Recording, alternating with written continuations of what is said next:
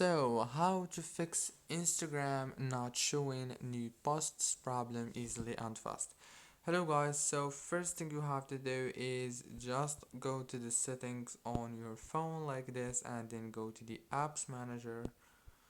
And yeah, after you go to the apps manager, now you have to wait a few seconds. It will start loading, scroll until you find Instagram, and when you find it, just click on it easily and fast. If you don't find it, you can just use this search bar and search for it. Anyway, click on it. As you can see, it will take you to this page, or what you have to do here is click on the force stop option, and after that click on this data usage.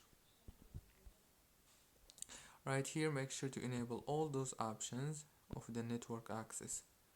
Now go back, and last thing you want to do is click on the storage like this, and then click on clear data and clear cache. When you click on those two options, you will lose the data on your Instagram, but all what you need to do then is, this is the best way to fix this problem. Don't forget to like, subscribe.